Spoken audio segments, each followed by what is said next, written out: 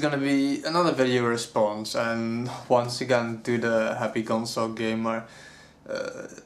I know he just brings up the topics that make me want to talk about stuff. This time the topic was your favorite video game box arts, and I had like a pile of games here earlier, and I tried my best to make it as little games as possible. I think he showed like 6. I was like, no, I can do 6, but I couldn't. I think I've like 10ish, maybe something. I don't know, I didn't really count them. But yeah, I'll just quickly dive into this and I'll show you guys some of my favorite box arts. Obviously, maybe it counts as the best box art ever. I don't know, because I can't say no to this one. It's my own favorite as well. Secret of Mana. My brother used to have this, so I never owned it myself because I was playing my brother's version. So several years back I bought the Japanese import for a very special reason, because I love the box art of this. And that just, this shows you like you're in for one giant adventure. It's just so beautiful. See the back of the box, you have like a nice view of the forest and the tree in the back with the clay-like characters. I know this, for me too, it's one of the best box arts ever, I think.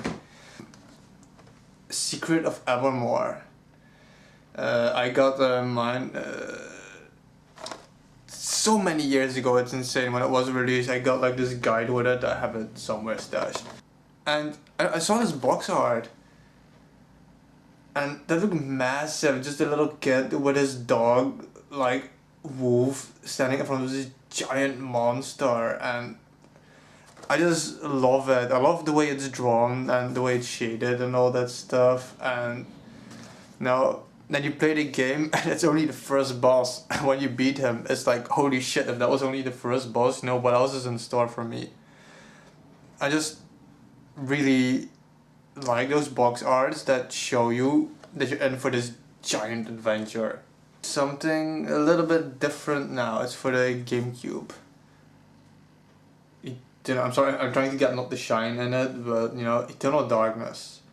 It's nothing super special, no fancy characters, just a very calm shrine with like this space and planet kind of thingy, and I just really like this cover. It's a very cool game, it's very creepy, and I feel this cover really represents the game, You don't need like chat like characters with any like girls and mega guns and gory shit. Just this shows you the atmosphere of the game. It's truly an amazing game. And I just love how calm the box art is. You don't need to do some massive thingy. And to keep in the minimalistic box art kind of thingy, another one of my favorites is Majora's Mask, The Legend of Zelda. Why? This version, because I think in America you guys had a few different versions of this, but this version with the green cover, I love the purple logo with the mask, and just the background of it, the little character there that was hung, and just the general atmosphere the background gives you. I don't know. It's not like one of the most magnificent box arts ever. I don't know, it just holds a special place in my heart because, like I said, you don't need to do some massive thing that like blows in your face and stuff. It's just, I just love this. It's very cool. Then we go to completely different system again, the Mega Drive, the Genesis for people in America. Shining Force 2. I love this for several reasons. Number one, I love those drawn out, sketched like artworks, it's a bit rough, nothing like perfected, but rough kind of thingy, and the subdued colors of this, it's nothing mega flashy, just like a lot of gold and soft colors. And one of the reasons I like this, because it's one of those covers where this dude looks like he's in his 30s, this giant hero with his broken down shield and everything, but the dude you play with is like this tiny little guy who's like 16 years old or whatever, he can never be that dude on the cover. And I just love it when companies just go way outside of the box for art like that. Then just a few NES games I have left. In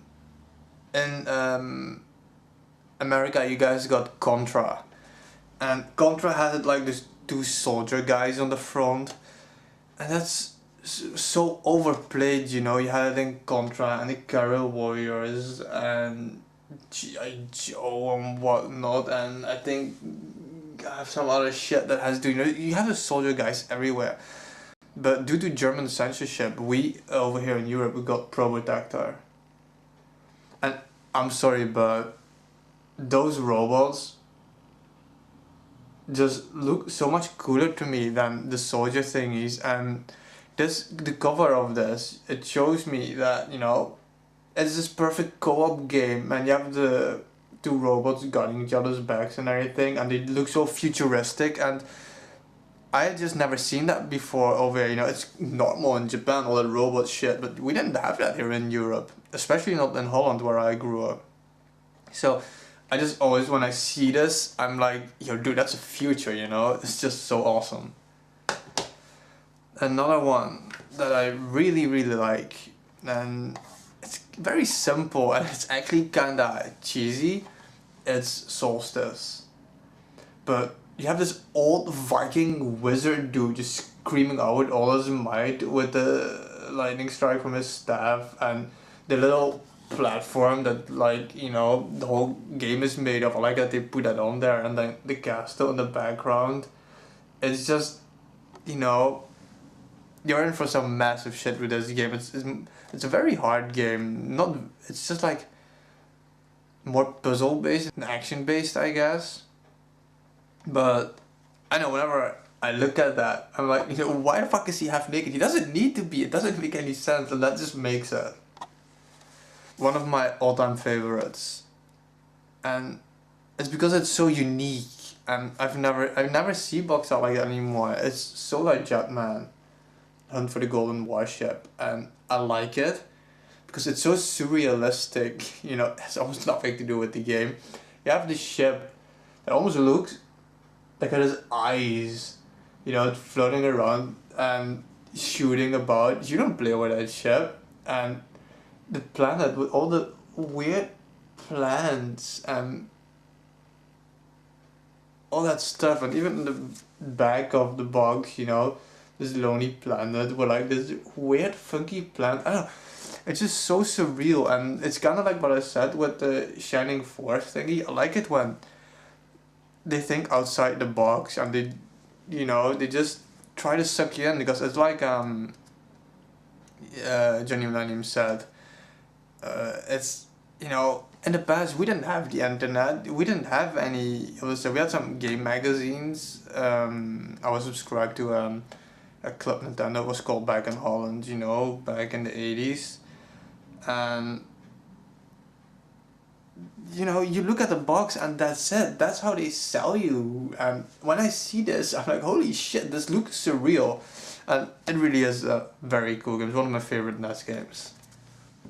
No, I tried picking a bit of everything here, you know, because there's so many awesome box art. There's so many. I told you my pile was like twice as big, and probably, you know, later on I'm gonna see a game. I was like, holy shit, you know, why didn't I add that? So it's always hard making lists like this. But I think I enjoyed making this video. So, until next time, stay real.